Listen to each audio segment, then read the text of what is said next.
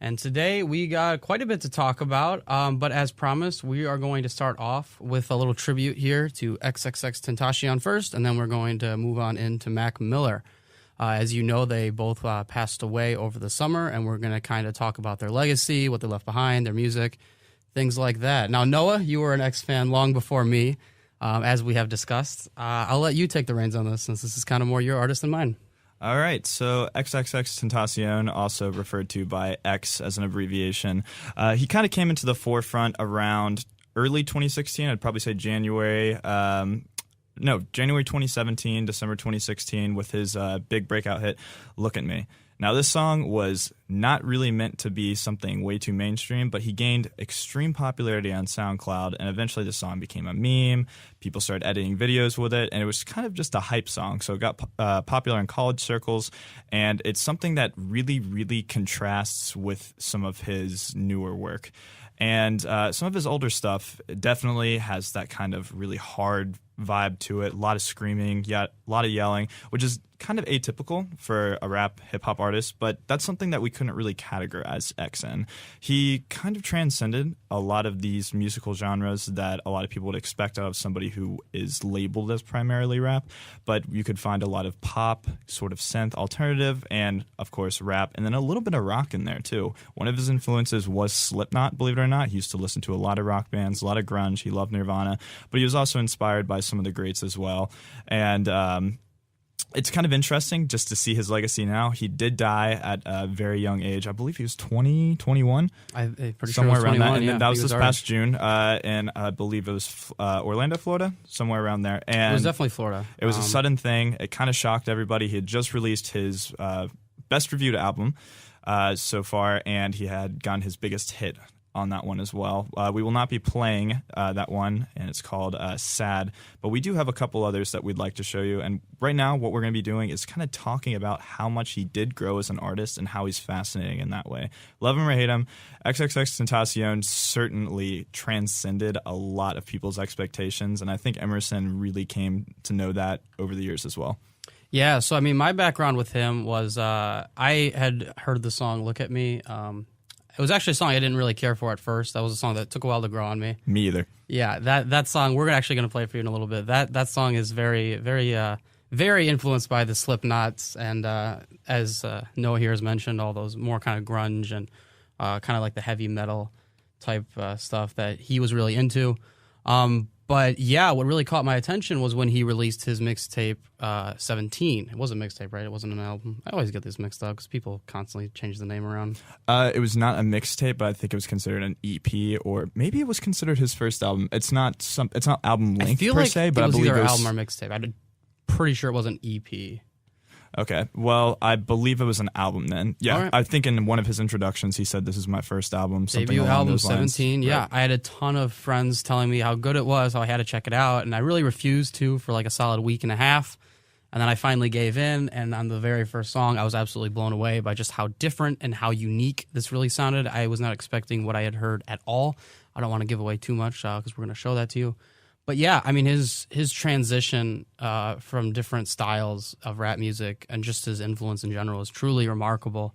So without further delay, I would like to get into playing Look at Me, his first big hit, and then followed by Moonlight, which was off his more recent album, just to show how different and how crazy unique he is just in two completely separate areas. He really made a lot of crazy changes through his musical career, and it's really impressive, something very few artists can pull off. Yeah, and note about this before Emerson does start playing them.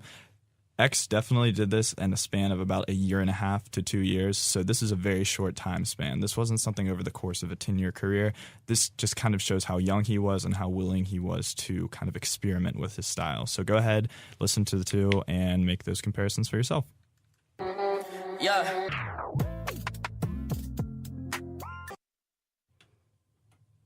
All right, so as you may have noticed there, Those were two very, very different songs. So the first one, once again, was called Look at Me with an exclamation point. The other one was called Moonlight. And both of those were actually a little bit slowed down from the other versions before. So that just kind of happens with radio edits, of course. But from what you can tell, that was a very, very varied experience on both sides there.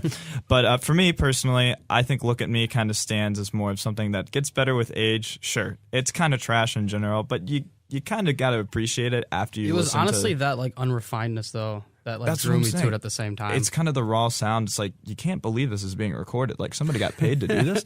But then again, you know, it kind of shows the transition from Look at Me to Moonlight, and Moonlight's just kind of a soft, very dreamy, whimsical song, something that's very catchy as well. And X has a number of other catchy songs on his lists. I'd recommend listening to Question Mark or anything off of Revenge or 17. Emerson will tell you listen to 17 specifically. 17 is definitely his best. Yeah. Question Mark is good, but not as good. And right. Anything after that's pretty bad. Exactly. Okay. But that aside, but getting down to the point, one of X's main draws was that he was kind of the sad rap, kind of the emo rap sort of genre that Lil Peep, who also died recently in the past year or so, also kind of pioneered. And he was known for giving his opinions about depression, sharing his own experiences, and how his albums were literally a step into his mind and his experience. He once was quoted as, he does not care about money. He only cares about people's open-mindedness and acceptance towards his words, because he's looking for other people. He's looking for validation. Other people are looking for validation when they suffer from depression. And this is a very real thing. At such a young age, he had experienced this so much, to the point where it just came through in his music. And you could just tell he was sort of an angry guy. He was sort of like a very, very sad guy. He was very interesting just to look at, just to read about, just to know about, because he went through a number of controversies as well, all of which were either unconfirmed or proven wrong. But it's very, very sad that he died so early, because he had so much potential left in him. And I kind of hate the word potential sometimes, because it sort of means like something that's up in the air and something you don't know about, but there's the possibility to be there. I guess we'll just never know. A lot of post-humanist releases, especially on the Carter 5, which is Lil Wayne's new album, show a lot of features from X. There's going to be one on Yandhi. We'll speak about that later, which is Kanye West's upcoming album, we think. We'll speak on that later. Right. And Lil Peep's mom and former girlfriend also released an unreleased track with Lil Peep and X, and it was really, really interesting. So he's been featured on a lot of stuff that just hadn't been put out into the music forefront, and I kind of like how he's very consistent with it. He has these long, sort of sad draws and much of his music, but it's something that you really got to know X from, and he really does have this kind of unique, very catchy, kind of beautiful sort of auto-tuned-ish voice going on, and that's something I really appreciate about X. And personally, I get kind of bummed out whenever I think about it, what could have happened after that, because apparently he was working on about like 3 more albums to be released within the span of a year after Question Mark, which released this past March. So it's something that we'll just never know. I mean, it's a crying shame, but I mean, other people like Tupac and Biggie that just died too early. I'm not going to put X up there with the legends, but at the same time, you hate to see it, especially with such a young and really talented artist, especially the way he was transitioning. Yeah, I mean, it's certainly good to keep things in perspective. Obviously, his influence wasn't as big as Biggie's or Tupac's. No, not at all. He was certainly not as talented as them, but he was respectively created his own lane and really excelled at that. And for that alone, that's something very admirable and something worth always remembering. You know, what kind of comes to mind is like Big L, if you know the story of him. He was kind of meant to be like the next big like New York rapper that would just take over the game. Released one awesome mixtape, and then he was passed away as well. So that's kind of another thing. It's just like he had all this great talent, and we got a piece of what Big L could show, but then like you weren't able to truly see him expand. And that's kind of like X here. We didn't have a whole lot to go off of. I mean, he did release quite a few mixtapes, albums, EPs, but you know, as you can easily tell in his music, he was just rolling with different influences and different ideas, and he definitely had a lot more planned for us that we sadly will never get to see. Exactly. And then just a final note about X, he was really a symbol. He made an impact on people, and for a lot of others, that's that's the true mark of somebody who did make some kind of difference in society. Maybe he wasn't this 5-year respected artist, 10-year respected artist, but he came up fast, and his music actually had some quality, especially in some of his well-known singles and even some of his less-known songs as well. But for X, he sort of pioneered the entire sad generation of Gen Xers and Gen Z who were sort of looking for a way out of certain type of regular pop music, which just can be very filler. And he created his own style along with a couple artists like himself. And it's, once again, it's tragic to see him go like this, but knowing that he was an icon for a lot of people and a symbol for others really just kind of speaks to his impact and what he did for society. So, I mean, we'll see if he has any more music released past his death, but at this point, it's going to be starting to get fewer and fewer as time goes on. Yeah, and I mean, it's just really sad, and that's that. So to end off with the X tribute, we're going to play Hope, then his song Changes, and then one of my personal favorite, King's Dead, featuring Joey B. This was him and Joey were actually quite good friends as X got bigger. They each were on each other's albums, and they really got along, which was something that also was interesting, and just how many other artists recognized his talent despite being so controversial and having a lot of people against him. But yeah, once again, we're going to play Hope, Changes, and then King's Dead, and then we will move on to Mac Miller. All right, enjoy. All right, so not too long after we lost Xxxtentacion, we also lost the great Mac Miller to an overdose. And this really came out of nowhere, I think, for everyone. He had just released his most recent album, Swimming, which was met with mixed opinions from critics, but it seemed like fans absolutely adored it. It sold very well. A lot of radio play and streams. People it seemed to be very well received despite a few people not enjoying it. And it seemed like everything was just going pretty well. And then next thing we know, he's no longer with us. But my story with him essentially starts way back when he first released his On and Beyond little EP, back when he was actually working with Wiz Khalifa a little bit on a few songs, way before Blue Slide Park, way before, a lot of the albums you might recognize him for. And I really thought he was something special. I came across the song Donald Trump. That was one of the very first songs I heard by him. And I was just blown away by just how fun, upbeat, and just how well he was rapping, just in general. Really taken away by this. And I kind of kept up with him for a long time. As he released more albums, I wasn't the biggest fan, but I always seemed to find a couple songs that I just really thought were something special. And I mean, he never really had something truly bad. He really knew what he was doing with music, and he really passed that along in all his music and all his albums, and just really had a lot of great stuff for everyone. Noah? Yeah, so as a creative, Mac Miller was somebody who definitely seemed like he wasn't as consistent in his rap, but one thing he was consistent in was being very different in terms of somebody who's a mainstream rap artist. Now, given that the fact that the only well-known popular white rapper other than Mac Miller is Eminem, this was quite a feat. And I remember first hearing about Mac Miller in 2009 when I was in 6th grade, but that was kind of weird because Blue Slide Park didn't release until I was probably in 7th grade. But that aside, Blue Slide Park really kicked it off, kind of put him on the watch list, and he really just kept going from there. He released the excellent The Divine Feminine. Yes. As I say, I believe that is his best work. As I say, a number of years later, and he had done so much in terms of just pushing the boundaries of creativity. He kind of had a jazzy vibe to him near the later portions of his work, and especially on Swimming. It was a very chill album, I remember. It was something that you'd kind of listen to while you're doing work, not necessarily something to bump in the car like X maybe.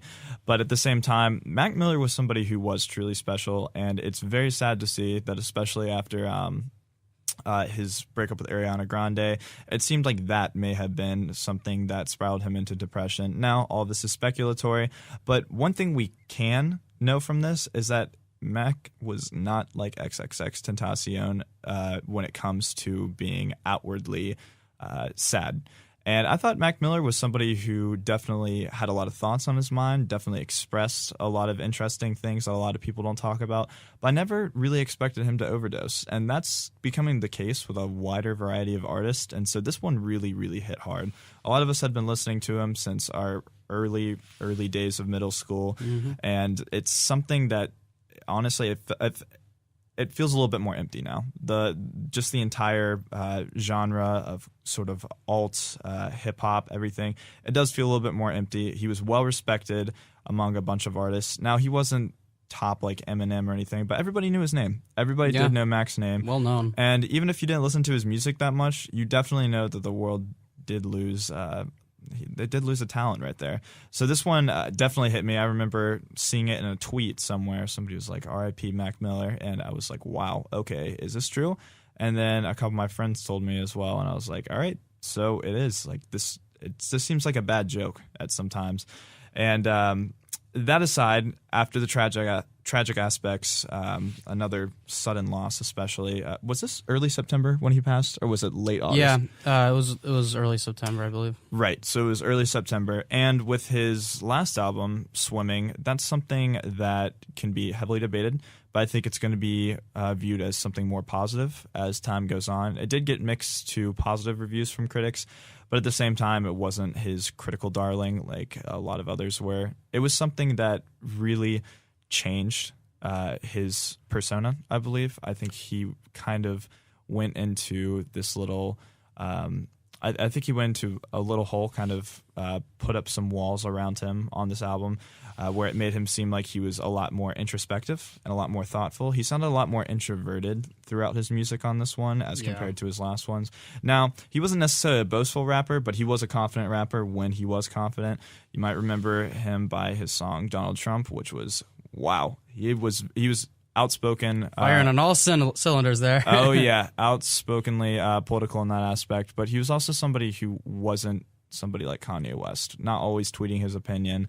Not always being just kind of obnoxious about it. Yeah, he really didn't spark like any controversy. He didn't, and that's something I do appreciate. He really didn't have any scandals, and that's becoming increasingly rare in celebrities and just top figures in pop culture nowadays.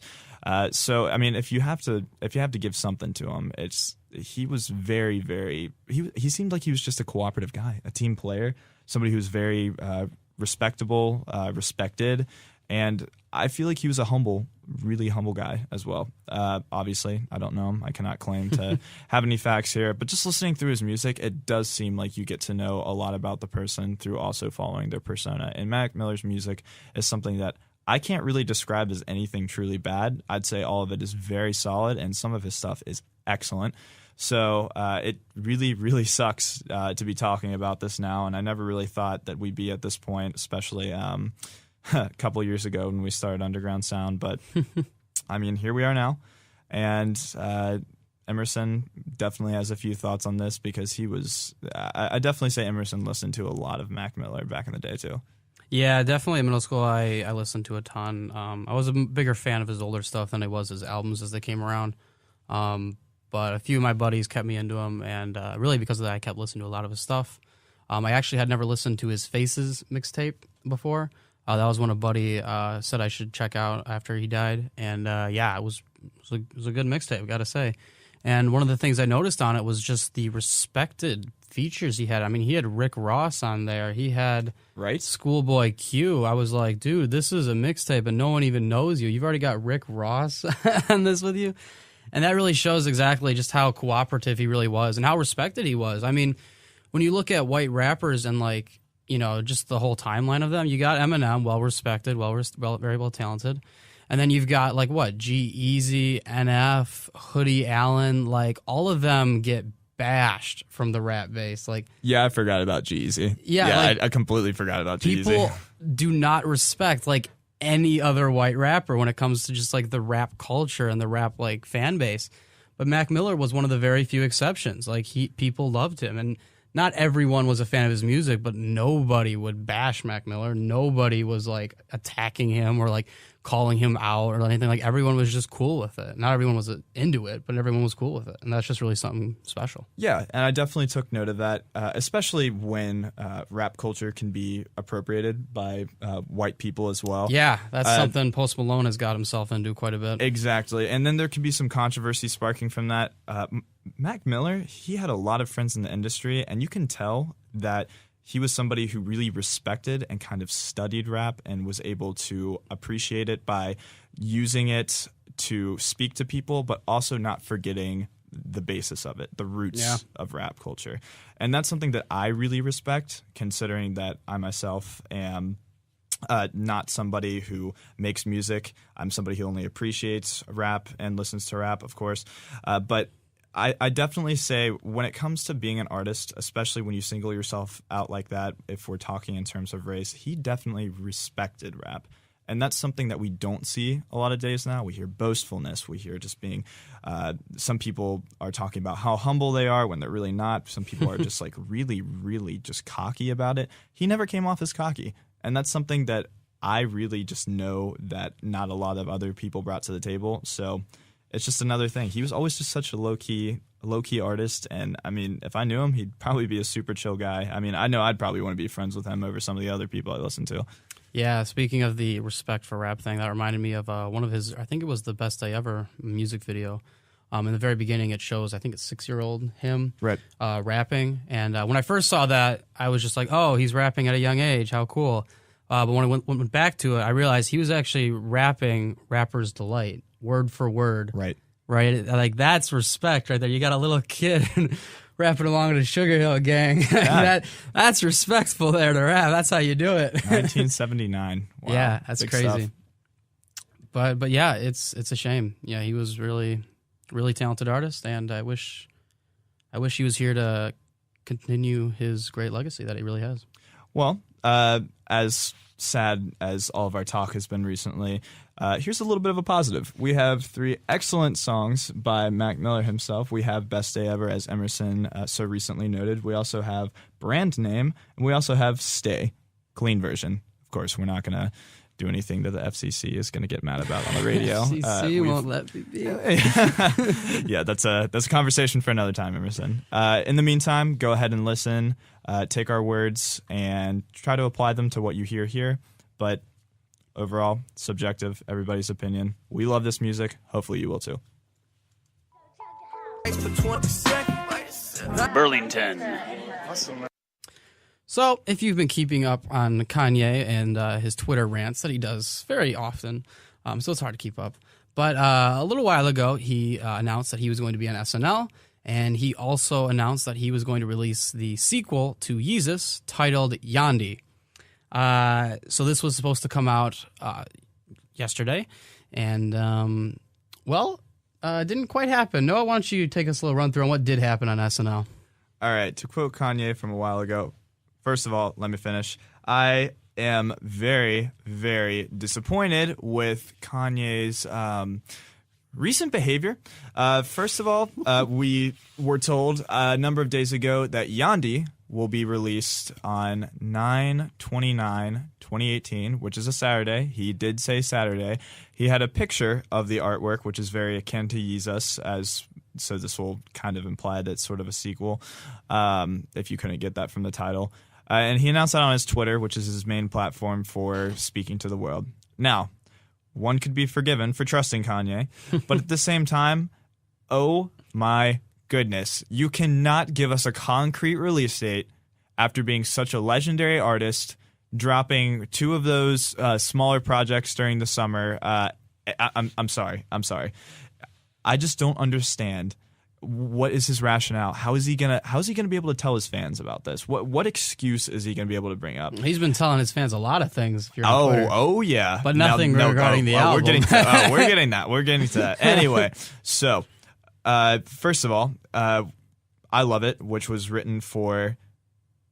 I don't know if I can say this on air. I Love It was written for an awards ceremony. Mature for adult content. for adult actresses and actors, and that was the first one. He was one of the producers for it, and so he wrote a song with Lil Pump called "I Love It," and the song is raunchy, it's explicit, but hey, it's catchy. And it's awesome. Yeah, and it's a joke. I mean, if you look at the music video, they're in boxy uniforms. They're just kind of doing it. Definitely should check it out. Very definitely check it out. It's called I Love It. So with that said, riding off the popularity of that, Lil Pump has been up and coming since 2017, and now at 18, he is featured on a song with Kanye. So they did a live performance. Adam Driver introduced Kanye West, and then the performance started. I have never, ever seen such a horrible live performance. First of all, from Lil Pump, Kanye just having fun. I know he wasn't being serious about it, but this was just bad. This was just horrible. And then afterwards, we still got no album release. Sure, it could have happened after SNL. It didn't happen, and so we're just left waiting. Hasn't released now, and he has the audacity to tweet at least 10 things after it was supposed to release, like talking like we care. Kanye, shut up, release the album. We'll listen to you once it's done. Seriously. And then, I mean, when he posted that like meme of Kim K with him, all right, now I breathed out of my nose a little bit harder than usual, but I still had a frown on my face because you cannot, as one of the top artists of this generation, you cannot give us a concrete release date and then not release it. Maybe a day after, that's fine, but it hasn't even been released. I'm fine with not having the album. I think Kanye put out more than enough for the summer. Nope. But I think it is very weird to give us an exact date and then not say anything about it when you don't put it out. He needs another. I think that's a little weird. He needs another proper release. Sure, I love any new content from Kanye needs West, another but I need more than full-fledged I need. Yeah, that's what I'm saying. I need more than 7 Yami's songs. Going to be 7 songs. Exactly. I need more than 7 songs. I love just hearing all the new stuff that he brings out, but please, please, please, give us another full-length album. The Life of Give Pablo. it a couple years. Don't rush it out with all this other stuff you're putting. That's what I'm saying. Make it quality, but at the same time, if stuff. it's Kanye West, we know it's probably going to be quality. Oh, So stop teasing us. I mean, just don't tell us about it. It's building anticipation. All right, rant over for me personally. Rant over. We're basically out of time. Yeah. We got another great DJ waiting for us. All I want to add is that Lil Wayne finally, through all the labels and all the problems, the legal battles he's been in, finally gave us the Carter 5. What a and champion. It is everything a rap fan could ever hope for. It is fantastic. I've listened to it twice already. Noah's out. You said 1.5? 1.5 times. 1.5. It's fantastic. Definitely check that out. But yeah, I think that's it. I think that's it. We can definitely discuss that album next week, which also features Xxxentacion on one of the songs. So there's a lot Noah wants to find the clean version for the radio. Go for it. I am going to be looking at very different songs. I think there are plenty of better tracks on that album. I'm just saying, in light of the subject matter that we were discussing, I think it's appropriate to mention. However, the album as a whole is an absolute banger. Fantastic. Absolutely. Listen to it if you can. Totally worth it all these years. Wayne's back, man. He's back. All right, well, to play us out is going to be Amen by Sci-Hi the Prince, a former writer of Kanye West, so kind of back onto that note. But he had an awesome album last year, and yeah, hopefully he has more stuff to come. But that's it. I'm Emerson. I'm Noah. And this was Underground Sound, WSOE 89.3, Elon, North Carolina. Thanks for listening.